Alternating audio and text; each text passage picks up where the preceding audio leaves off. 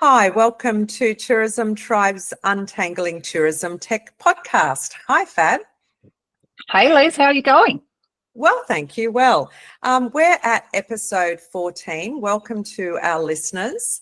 And we have prepared for our listeners today a topic that don't turn off the sound now when I say this. We're talking about a topic that can be a bit dry, but it's really important, which is cybersecurity. But this is cybersecurity on AI steroids in terms of what we are seeing with our clients in terms of the impacts of improved technology tools for cyber scammers and what that means for your business. And unfortunately, we've got some real stories to share, but Fab, fortunately, you're able to shed some light on the approaches that people need to be taking. And don't think, for our listeners, I want to say, don't think that it might not happen to you, because it's actually happened to Liz and I both.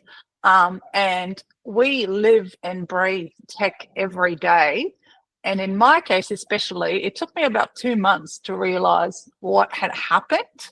So listening to this episode will really arm you with that critical thinking of when it strikes next time. Hopefully you'll have that 1 second of remembering this podcast and go, could it be? Do I have to be extra cautious here?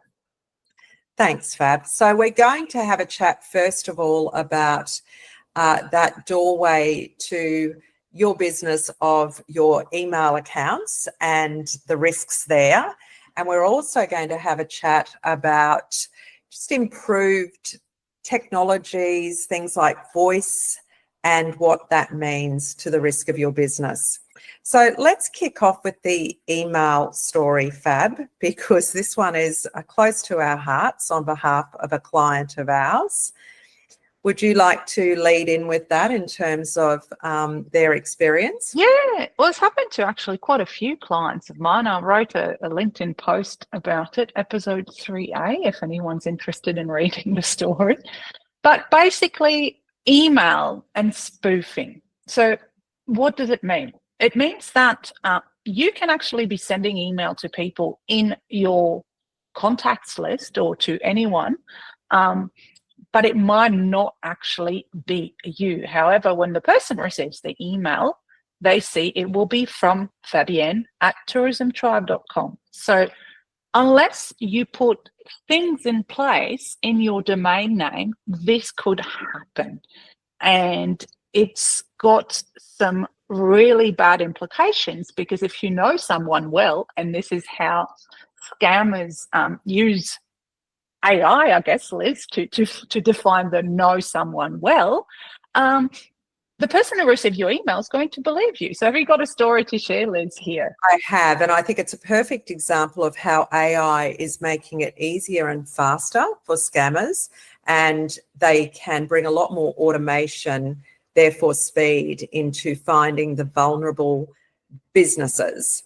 And the example is where a client is running an organisation and people with members within that organisation. So an example, if you think of a similar example in our industry, it could be a regional tourism organisation where members are receiving emails, and these are people that have a close relationship with the CEO. So it could be a member of their committee or board, like the treasurer, for example, receiving a spoofed email from the CEO saying, can you please authorise that payment? We need to do it urgently to this company. And the email was almost perfect.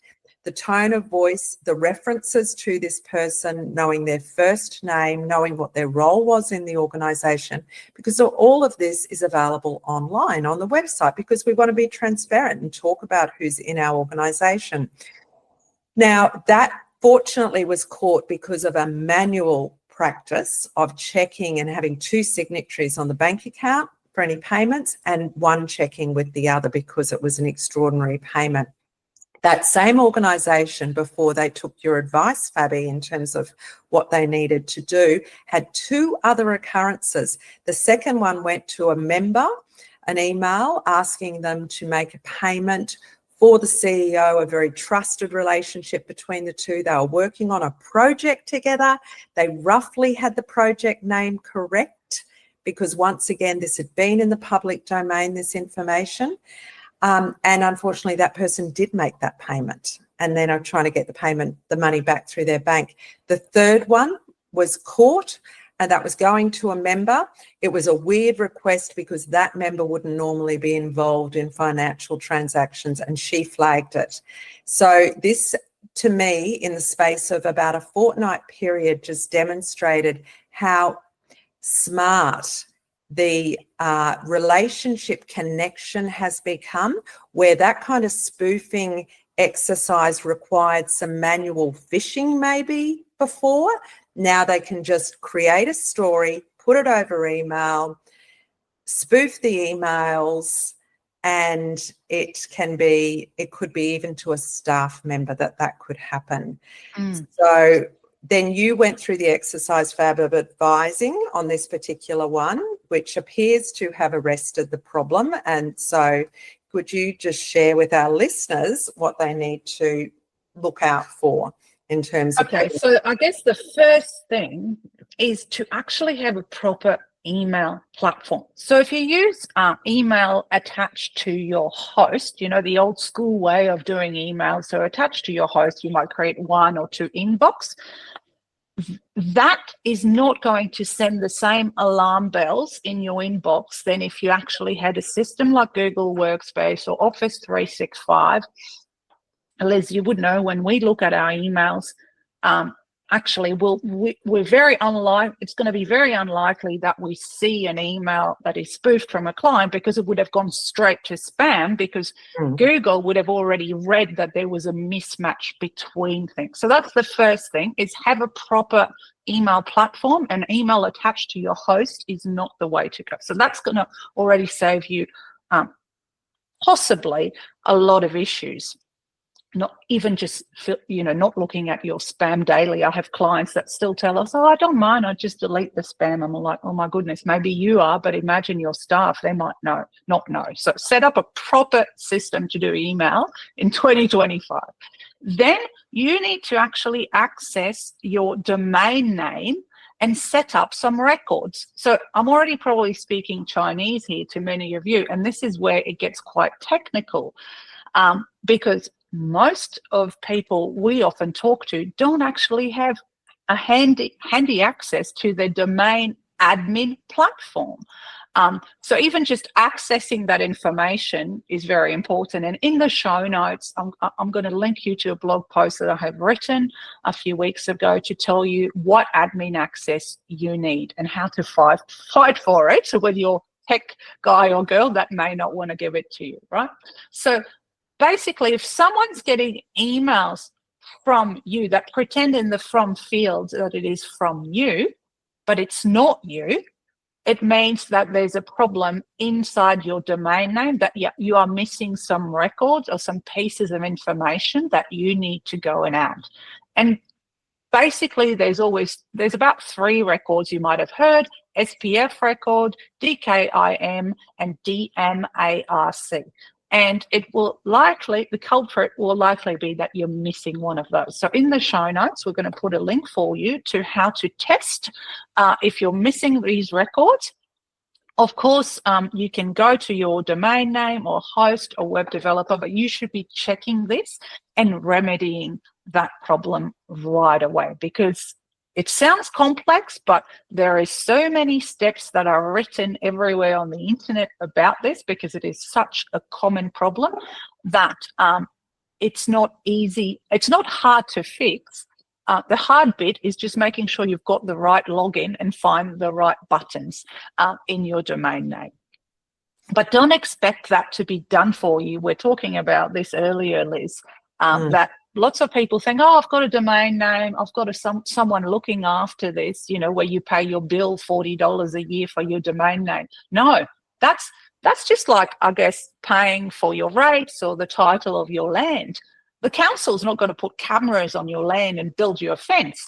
You have to instigate that. So having a domain name doesn't mean that these protections are in place. Yeah, I've found generally that people aren't aware of this safeguard. So I do absolutely commend everyone to run that test, go to the show notes and get that link to run the test on their own domain. Or let us know, come and ask us and we can do a quick consult for you to be able to do that for you and point you in the right direction, because it is quite a technical area, and if you are a small business without good IT support, you can feel quite vulnerable. What about some other ways in which scammers are getting smarter or using AI technology, Fab, or could use AI technology?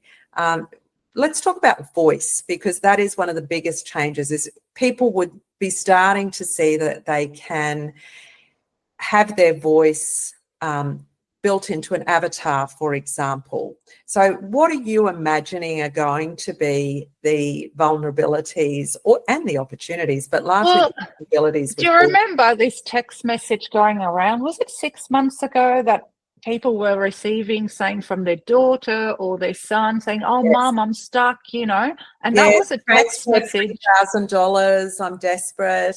Yes. Yeah.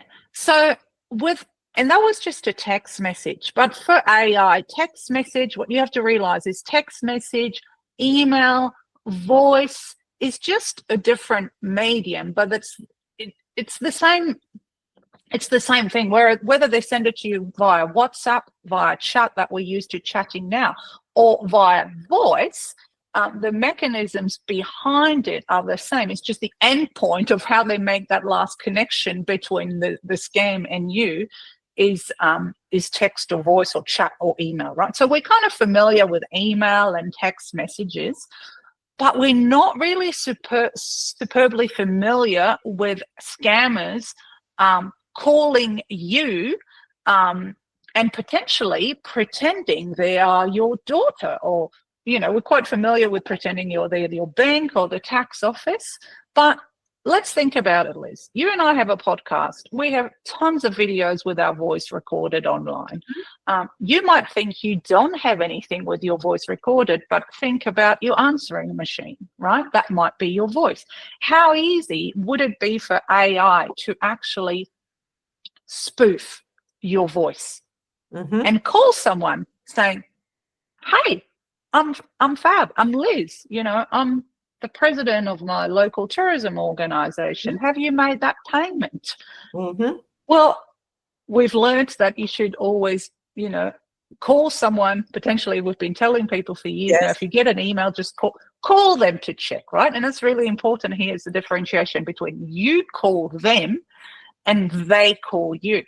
Because they could call you and pretend that the phone number you see on your phone is their phone number, just like they are emailing you and pretending the email address is that person. So I went and did a bit of digging, and I did a bit of digging after a specific thing that happened to me, but I'll tell you that in 5 minutes. So I went and did a bit of digging and go, okay, so in email, we can actually put some records in place on our domain to prevent that from happening. How do we do that on our phone number? And the thing is there is nothing in Australia yet that's stopping people from being able to do that. They have something in the States, and that's what I wrote about. Terrifying, isn't it? That it's terrifying. Actually spoof, mask the phone number. So I could be calling you, and it literally could be my bot. And I was chatting to someone on our website the other day, and they said, "Fabi, is that really you?" And what would I say? Yes, my bots would say, yes, it's really me, right? But do we actually need to create a real password between people to unlock? Yeah, a safe word. So anyway, think about it. What would you do if I called you and I was someone, on a board of a tourism organization, to give you an example, and told you to pay this invoice as per my email? You'd be like, "Oh, that's double authentication of security. I got an email and I got a phone call from Fabi." Well, what do you do if someone calls you and it sounds a little bit fishy or out of the ordinary? Mm-hmm. You do what you did with the tax office. You say, hang on, do you mind? Because when the tax office calls you, it's actually written, no number. So that's kind of a Yes. sign. But what I'm saying here is, no, it could be my number. So what do? You call them back, but you don't ask them for their number. People make that mistake. Or you don't, or they'll tell you, go and check my website address, blah, blah, blah. No, you go to Google, right? And you Google the main phone number for that business, the one that is in the Google business profile, and you ask to speak to that person, even though you might see their number. Fab, why do you not rely on the number on their website? Well, because they could have spoofed a website. They could have changed something depending on people's security levels on their website. So you all know how hard it is to get something improved in Google Business Profile these days, and how they need that video verification that it's used. So go to an official phone number, and I would trust Google Business Listing over your people's own website these days, especially if it's a small business or not a government entity that might not have to have all the right security in place. It's scary, but that doesn't exist. The other thing is we've got to rely on the approved, we've got to implement dual payment authorization within businesses, and we've got to rely on those manual processes as well. And having a trusted partner in that is so important, and their phone number. So hanging up, ringing them, and that's basically how it was captured in that client example, is they actually had an exchange between the two people going, no, that wasn't me. So the other thing to mention, Liz, that's really important is scammers, obviously, in the old days, pre-AI, it would have taken a long time to find all that information. But now you can write a script. It's very easy. People can find everything about me. If I have dogs or cats, what I prefer, the tone of voice, how I write things. My voice is going to sound not robotic, because gone are the days where AI sounds robotic. I don't know if you've tried the advanced mode on ChatGPT. It doesn't sound robotic at all. But it's going to actually sound like me. My personality is going to be the same. You might be asking me how my cat is going, and I might be answering you with the right information, because they've found information about me, my cat's online. So it's not just the voice that you've got to worry about, it's the story and their personality. That's true. So to be on the safe side, hang up, call them back. And what was your recent experience? Yeah. So it was a bit of a mix of AI and normal. So I got an email in my personal inbox that didn't catch the spam filter, didn't catch it. So that was actually really interesting. And it is an app. It is a cyber Bitcoin wallet that I use that sent it to me. And it was a bit like, if you send someone an email nowadays, you can actually track if they click on a link, right? So it was like, hey, blah, blah, blah, click here for the latest update or something, right? It didn't say click here to log in, because that would have given me warning bells. And I clicked, and then I saw where it went, and I saw like it went to a dodgy URL. That wasn't really the bank name. So I'm like, okay, something's going to happen, right? I'd figure that one out. Nothing happened. It wasn't an email, but 2 weeks ago on a Sunday, which is very interesting, I remember I wasn't actually at home, I got a phone call saying, hey, it's such and such, blah, blah, blah, from such and such online wallet. We just wanted to check something that's happened to your account. And I said, oh, I'm sorry. And when I get dodgy phone calls, even though it's on my mobile, I'll pretend I'm my PA. So I said, I'm sorry, Fabian isn't available. Can I take a message? And they were very arrogant and very stern. And they told me, no, we recognize it's you, Fabian. We have your voice file on file, like how the big banks get you to actually confirm it is you with your voice. Like, how scary is this? And to me, obviously, that then just started. For 1 second, I thought, as if you do. But then I started thinking about my mother and going, oh my goodness. She would go, oh yes, of course. my voice is on file with the bank. It must be the bank, right? Yes.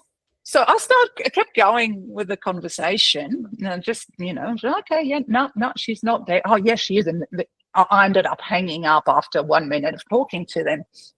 And I knew in my mind that was from me clicking that email, right? But 2 months after, I realized I must have been talking to a bot. Mm-hmm. Mm-hmm. And it had a British accent, which I thought was odd in a way because I was in Australia and I think it's an American tool. But yeah, I thought I must have been talking to a bot. So could have been a bot, but what triggered it was the fact that I clicked somewhere on an email that they must have had all the security in place, and plus, because it actually landed in my inbox, in my Gmail, and I almost got caught because they used something I'm really familiar with, which is voice identity in Australian banks. Yes, yes. So we're experiencing this. I'm sure our listeners can contribute, and I'd love to hear from them with some of their stories, because we have to keep educating the industry, our communities about this, and to be super vigilant to be able to respond by hanging up, bringing back the company if you really don't be scared to hang up. That's the thing. Yes, and yeah.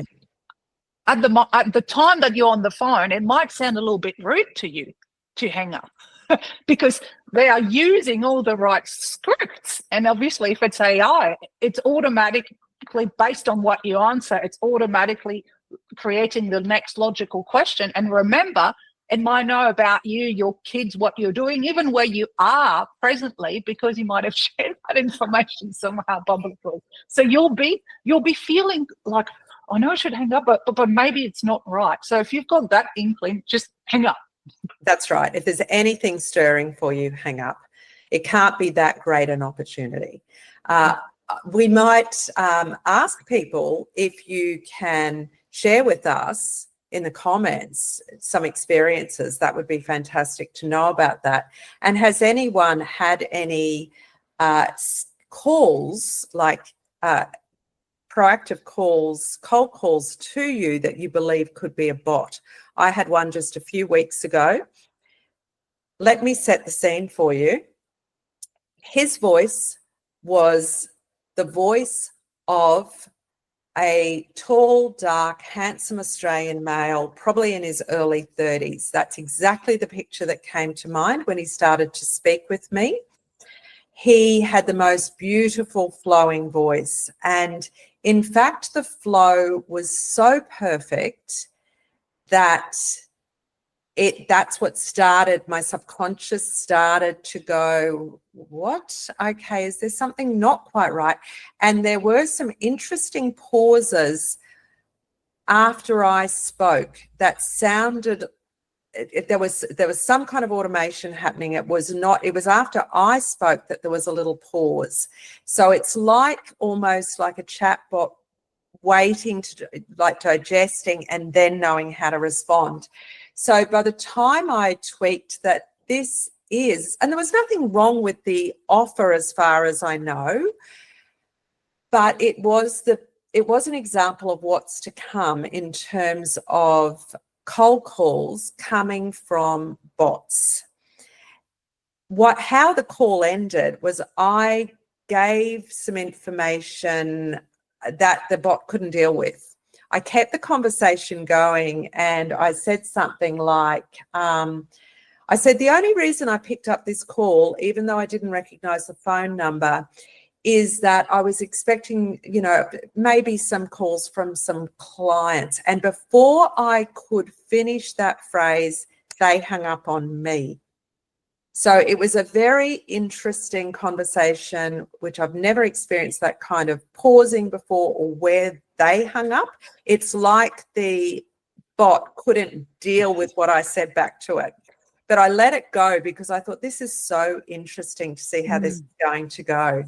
But yes, that beautiful male voice absolutely nailed for the Australian target market of the woman that I represented that target market.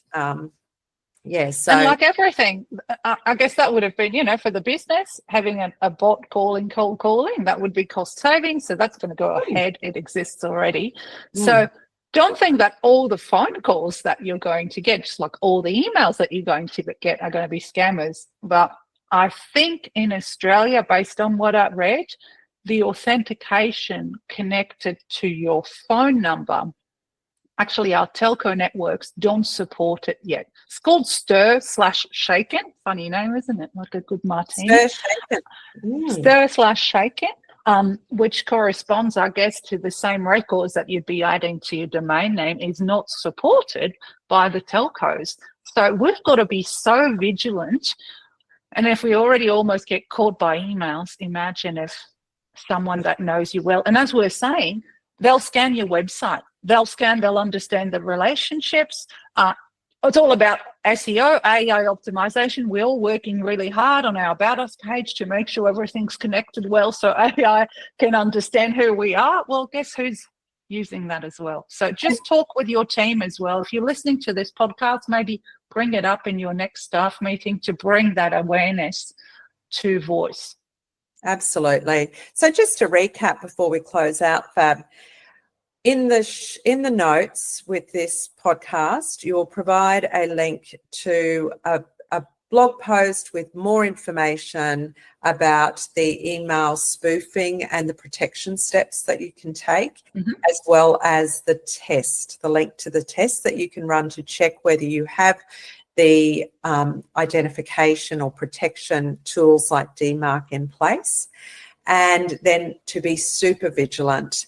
If you're getting calls or emails that are requesting money particularly, or disclosure or details, information, hang up, finish that conversation, you go look up the phone number yourself, use the Google Business Profile phone number and ring them to verify. And it might be, they'll get very clever. It might be 3 steps away. It might just be a normal conversation that you have about something, and then they're gathering that information over 3 emails. So if something sounds fishy, that hasn't changed, right, Liz? If you're not quite sure about something and sounds too good to be true or sounds fishy, be super vigilant. Correct. I think that's it, Fab. All right. See you next time. And happy, secure AI work, please, everybody. Bye, Liz. Bye.